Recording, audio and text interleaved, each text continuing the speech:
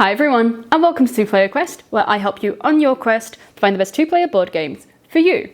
In today's video, I have Boss Fighters QR by Pegasus Spiele. In Boss Fighters QR, you choose your hero and your class to make your deck and defeat the bosses. You do this by playing cards from your hand and scanning the code with the app.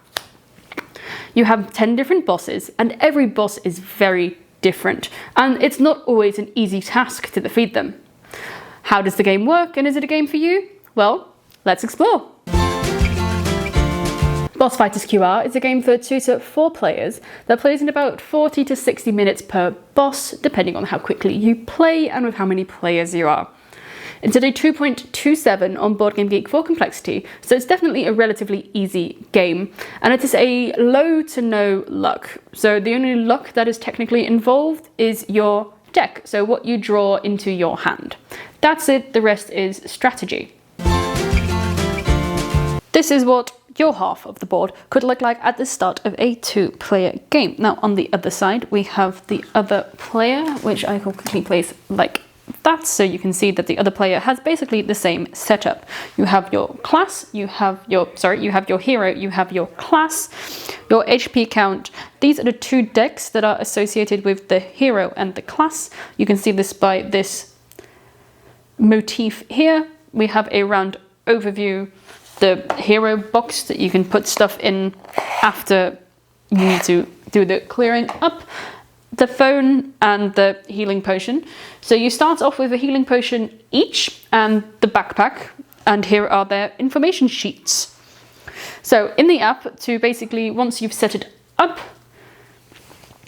it tells you to basically scan the stuff. So you scan a hero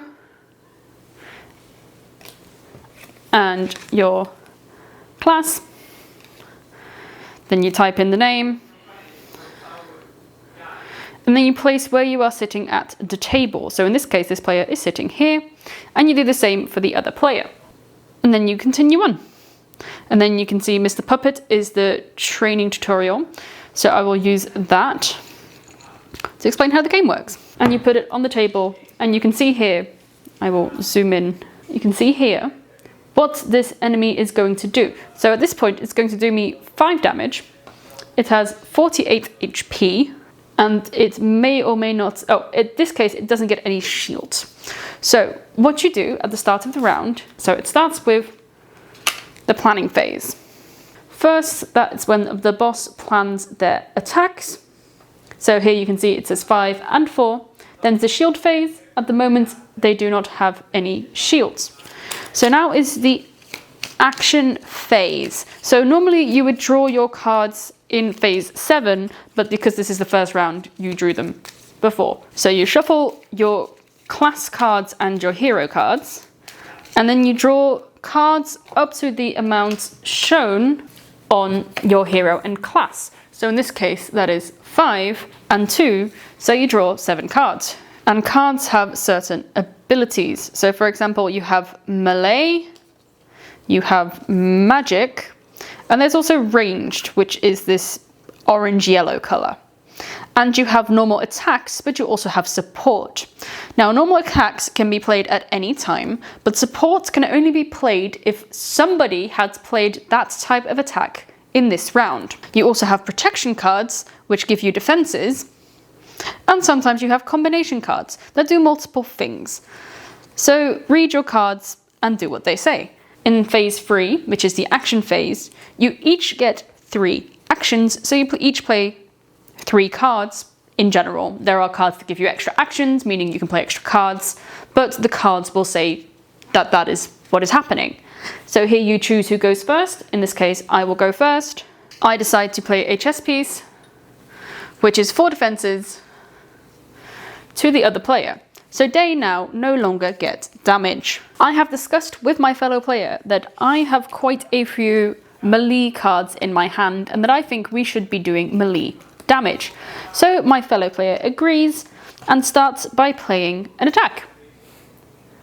In this case, a Shadow Blade, which is 3 melee attacks. Then I do the same with one of the cards from my hand. And you can see that the app tells you what happens. Now, because the other player wants to play a support, and because we have already played melee this round, it is effective. And you keep doing this until you've played 3 actions each. Now it is the boss's turn. So Mr. Puppet attacks.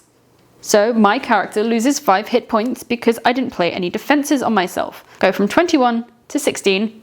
Then comes the status phase, in which the statuses are applied to us or the boss. Then is the discard phase. So you can discard you need to discard the cards that you played, but you can discard other cards in your hand if you do not want to use them. So for example, I could say, oh, I don't think Meteor Shower is a good card to have in my hand. I would discard it at this point. And then you draw back up to the max number of cards you're allowed to have. So I currently have 3 cards. I'm allowed to have 7. That means I draw 4 extra cards in this step. And then we go to round 2, starting again with the planning phase for the enemy. You keep going until either the enemy is dead or you are dead. You can see in this round that the enemy has gained shields, so you'll need to break through these shields before you can do damage. But this is why you have a tutorial to learn the game. Once you have defeated the enemy, you will level up or at least gain XP to gain new cards. If the enemy defeated you, then you try again. And that is how you play Boss Fighters QR. Teaching this game to new players is really easy. You probably only need about 5 and at a maximum about 10 minutes to teach this game to new players. If you're looking for a co-op campaign game with some slight deck building elements and 10 very different bosses, then this could be a good game for you. So it's really easy to set up and break back down again. So it's great for weekly game nights or travel, for example. It is always a puzzle trying to figure out what boss responds to what, how to break the shield safely, and basically how to survive the boss. And it certainly gets a lot harder as you're going through the bosses. So you have to like that puzzle, but you also have to accept that you are not always going to beat them on the first try. So that is something you need to keep in mind. We like this game. The bosses really are truly different, and it's always a puzzle of trying to figure out how you are going to defeat that boss without dying. And that's sometimes easier said than done. We, for example, are stuck on, I think, boss number 5, and we now sort of knows what it does and how to defeat it, but we don't know how we're going to get there, because we either don't have the right cards or they're not coming in the right round. Now, the only thing that we can think of at this point in time that might help us is to lower the difficulty. So every boss, you can choose a difficulty from 1 to 4, and we are currently playing at level 3. So that's one of the harder difficulties. And we are probably going to have to go to a simpler difficulty to get through this boss and then possibly up it again afterwards, which is doable. Now, one of the things we dislike and like about the game at the same time is the fact that you need an app. Now, the fact that we don't mind it as much in a game like, for example, Mansions of Madness or Lord of the Rings Journeys in Middle-earth, doesn't have to be a tablet. You don't need a big screen. For this game, a phone, for at least 2 to 4 players, a phone will suffice. So that's really nice that you don't need extra appliances. But it does sometimes feel annoying, the fact that you have to use an app.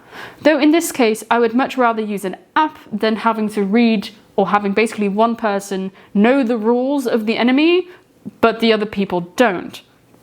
So in that case, I really like the app. I don't know how much replayability this game has after you've defeated the 10 bosses. I mean, you can try it with different characters. But you do sort of already know what the boss does. But this game was €35, and for that €35, I certainly think it was worth it. Even if after a game of 10 bosses we think, that was enough for now, but you forget what certain bosses do. So if you'd put this in the cupboard for a year, you'd be completely clueless to what happened again, and you can start the adventure all over again. So we'll still see what happens, but for the €35, definitely worth it. The game takes player count into consideration with the app. So mainly the boss gets more HP. We haven't noticed that it gains any extra abilities with more players. So the only thing we have noticed is the HP upping. So it basically plays well at every player count because they've taken player count into consideration with the HP. And that brings us to the end of the video. Thank you so much for watching our review of Boss Fighters QR. If you want to see another one of my reviews, you can click up here. If you have any comments, feedback or suggestions, feel free to put them down below, and I look forward to seeing you next time on 2 Player Quest.